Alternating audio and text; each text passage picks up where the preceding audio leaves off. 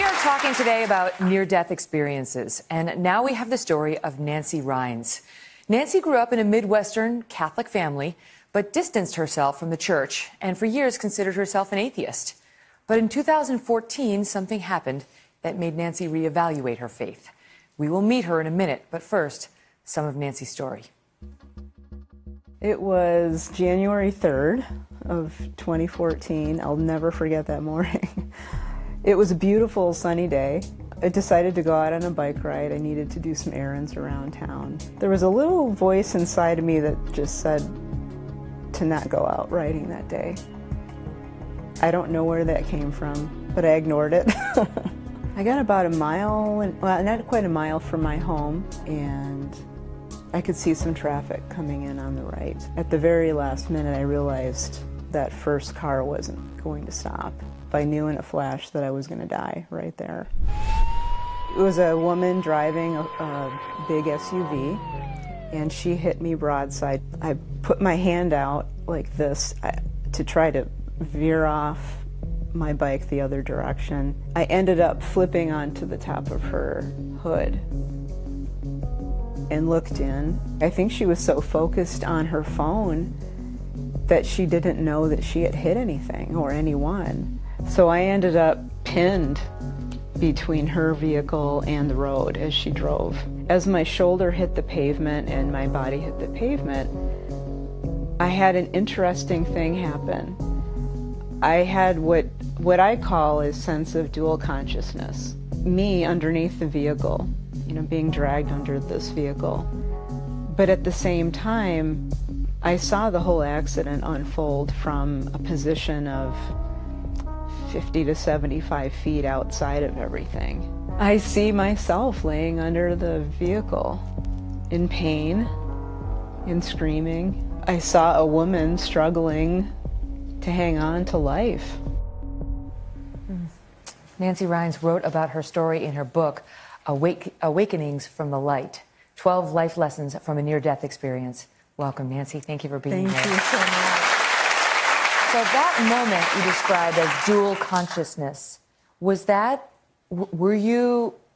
heart still beating? Were you still alive in that moment? I was still alive in that moment. That's why it really kind of freaked me out a little bit. I hadn't had any, I had never felt anything like that before. There was nothing in my lexicon to describe what this was. But I was still alive, yes. And it was unfortunately, it was only a preview of what was to come. Right. Because 3 days later, you had a major surgery. Right. And what happened? So during the surgery, my heart rate stopped for a brief time, and my breathing went to zero. My blood pressure dropped precipitously. And it was in that moment that I found myself waking up. And I thought, wow, this is great, because around me was this beautiful hillside, surrounded by flowers and trees and a beautiful mountain range in the distance, and a sense of peace and love and welcoming that I had never felt before.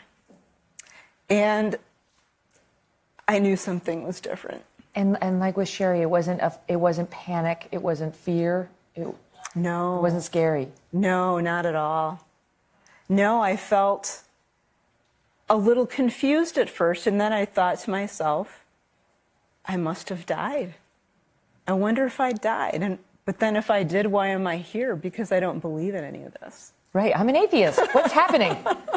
Could it be I was wrong? Exactly. And what about that? Because you came back. Right. And what information did you take away from that? What lesson? Well, I was welcomed in to heaven, what I call heaven, immediately. When I had that thought of, I wonder if I died, and if I did, why am I here? There was a welcoming voice that said, because you are my child. This is your home. Welcome home. Was there hesitation about returning back here? For me, yes. Like you might have just stayed there. There was a part of me that really wanted to stay because of the peace and the love. The love was incredible, and the connection to everyone and everything was incredible. I was connected not only to my family here on Earth, but also to everyone else in that place. So what made you come back? What made me come back was that I had agreed to do this before I was born. And I was reminded of that while I was there. That you had more business left to finish. Right. And I said there was at some point a womanly guide came and kind of helped me out. And I said to her, I don't remember agreeing to do this. And so she showed me on this kind of a screen in the sky of me standing in front of all of my family and friends, agreeing to do certain things, and this was one of them. Do you live your life differently now as a result? Completely differently. How? I actually take a lot more risks. That's similar. not in a bad, like, you know, put my body in danger way, but I realize that, again, I don't want to let fear run my life. I'm much more loving. Much more loving. Incredibly. My capacity for love has increased multiple times. I mean, just an incredible amount of love for everyone and everything. And I'm at peace. I live every day from a state of peace and love and joy. And faith? And faith, definitely. Faith, that changed almost immediately. I'll bet. Yeah. Wow. So glad you're well. Me too. And here to tell us the story and to finish your important business. Thank you. All the best.